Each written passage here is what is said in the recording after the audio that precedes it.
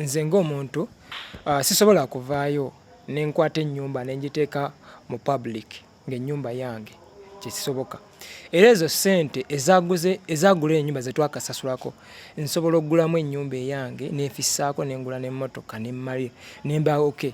So kitegeeza nti nze omutima gwe nnyina gwa kuyamba abaana, era we navaayo nenkiraga abantu kitegeeza ennyumba y'abaana.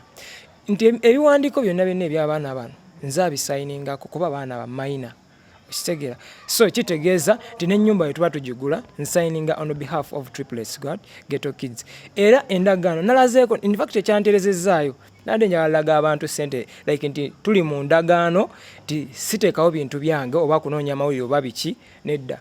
Naye nakitaddewo nga njagala laga ssente ezikola ki ezibulayo ne ze twasembayo okusasula. Naye abantu bo ate bagendedde ku kyawansi ani yasayininze, of course nti abaana bato ate bonna tebasobola sayininga ku kiwandiiko kino. So kubako abantu ab'enjawulo abasayininga ate ye yasembayo okusasula ssente. So endagaano eri between Sekatawa Mansour ne Inspire Triplets Ghetto Kids Uganda nga NGO eyagula ennyumba yeri awo.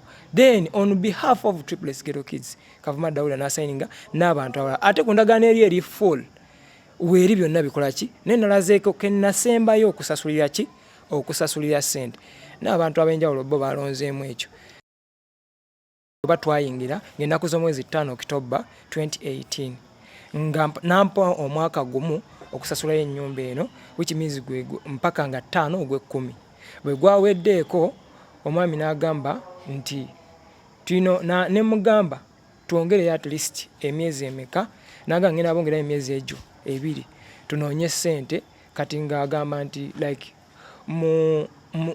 mwegyo emyezi egyo emyezi mubeeramu like abasama abantu ab'enjawulo baagala okugula ennyumba. Kati nga option gye tukola ki gye tuyina.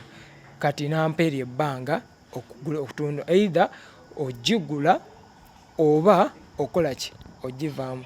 Kati naŋŋamba okusigalamu ennyumba nga December ono atuuse tulina Moody's alina tusala nga abapangisa nga naye asala ku ssente ziri enki ze twamuwa.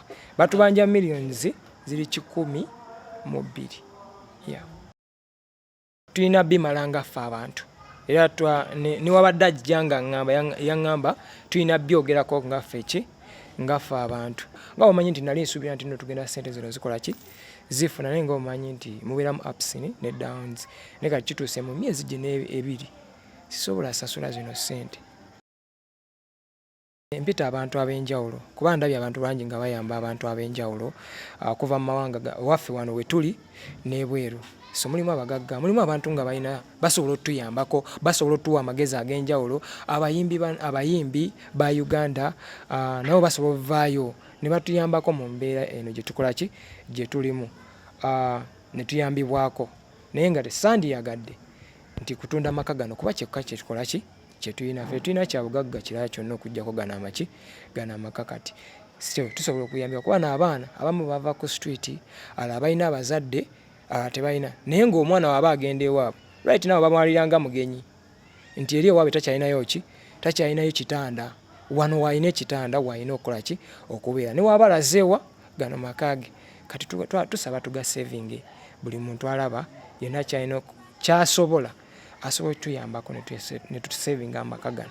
Abantu abali e Uganda osobola obuteeka ku ssimu MTN eri 0771850668 kyonna ky'oba olina. Kanjiddemu eri 07771850 then 668 eri mannya ga Kavuma Dawuda.